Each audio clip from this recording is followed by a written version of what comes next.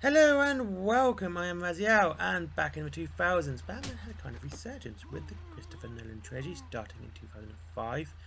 We had Jason Todd, he returned in the Under Hood story. In 2004, Batman ending up dying and being replaced by the first Robin, Dick Grayson, back in 2008.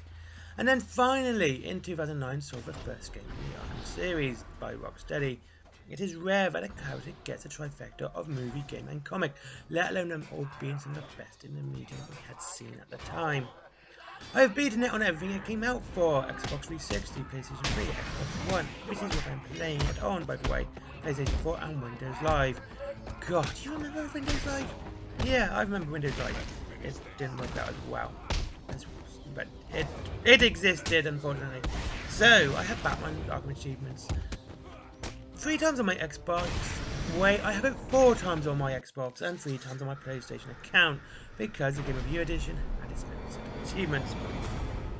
So here we are with Batman Arkham Asylum review. As previously mentioned, developed by Rocksteady Games. In this, you play as a titular superhero and voiced by the best Batman that isn't Stephen Amell, Kevin Conroy, and his nemesis is voiced by none other than Luke Skywalker himself, Mark Hamill. Anyway, the Joker has been captured and taken to Arkham Asylum, which kind of was his plan all along, and this is not going to be as spoilerific as you might think for a 13-year-old game.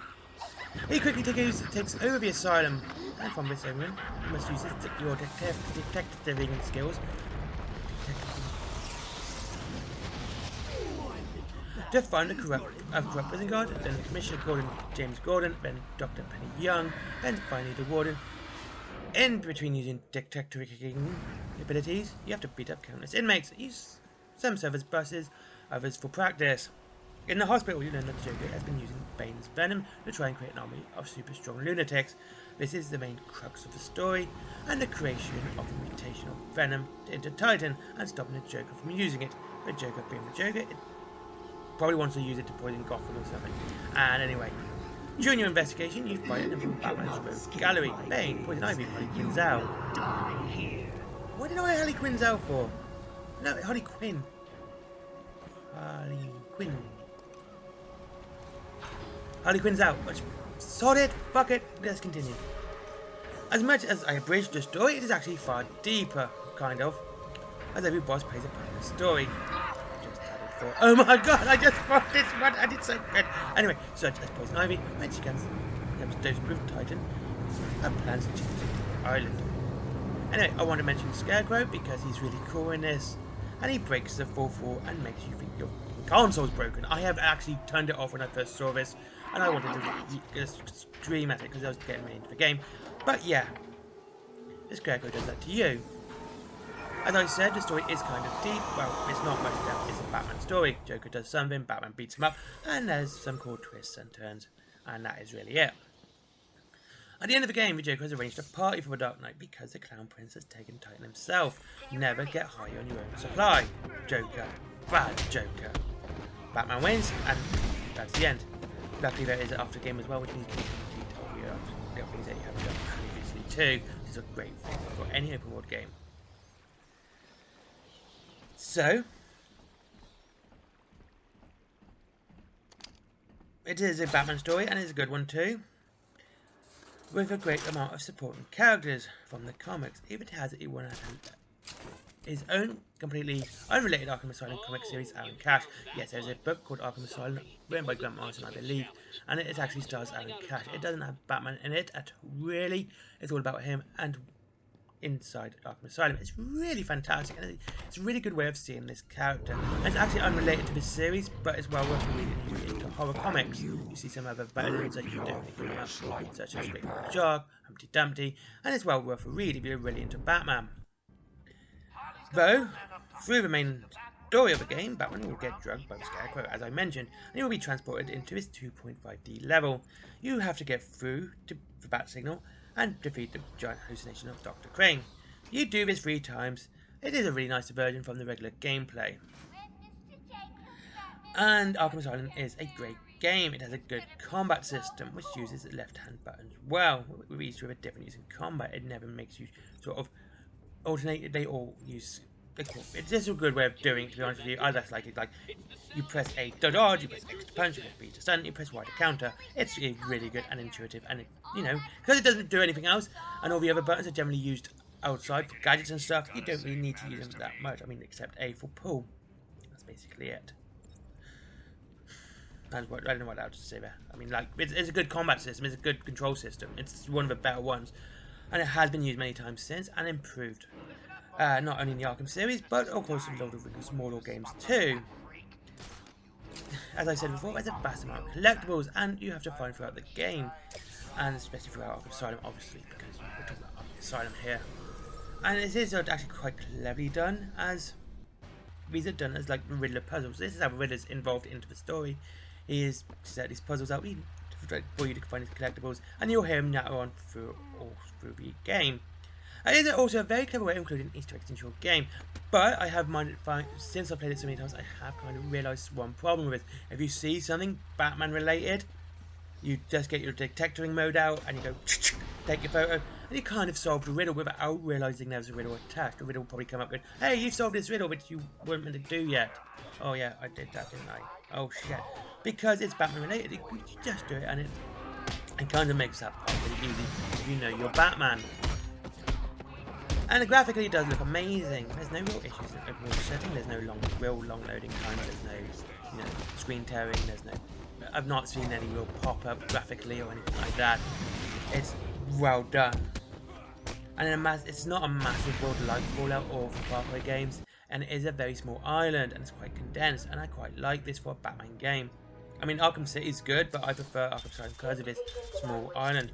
The smaller world works really well for a Batman story too, because it focuses you on the story and the gameplay, and doesn't really make you go outside of that all that much.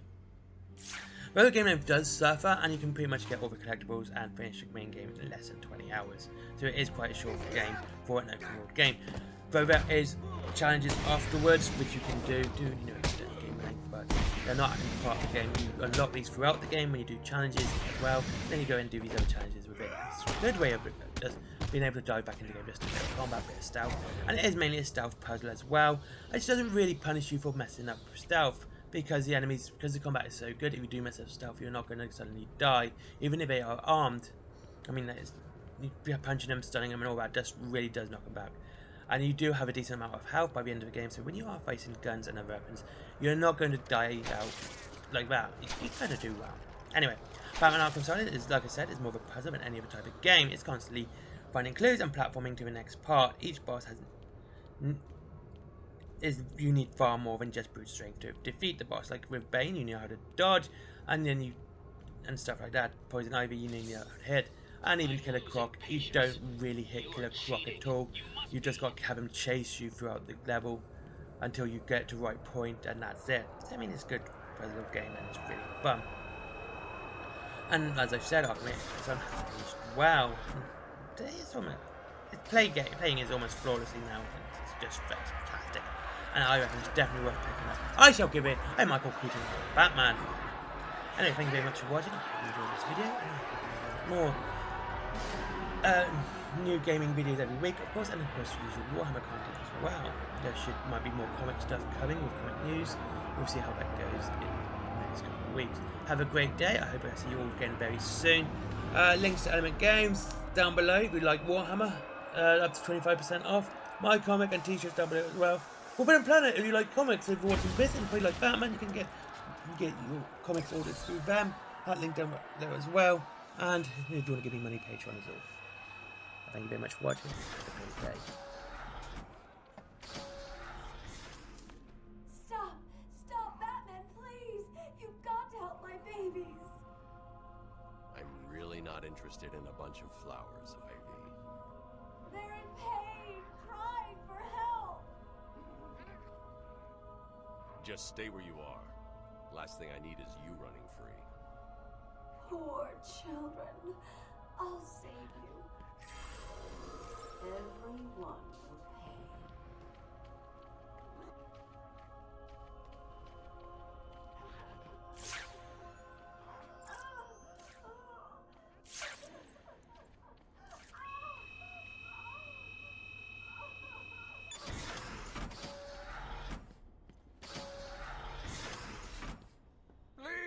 Someone help me!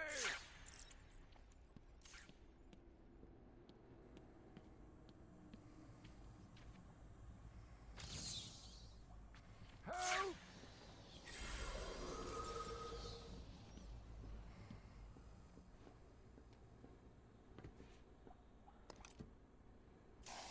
I'm up here!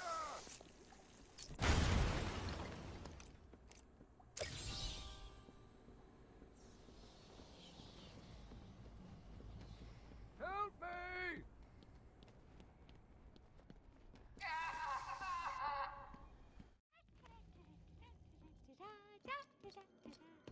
Harley! You have to help me. Ivy? Gee, you look like crap. Maybe I can sneak you some shampoo. The plants, can't you hear them? They're crying out to me in agony. Yeah? Well, I really don't have time for this. Please let me out. They'll die without me. I don't know, Red. You're not on Mr. J's party list.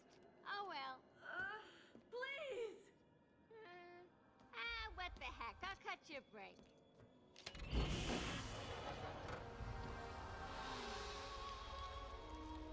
That feels so much better.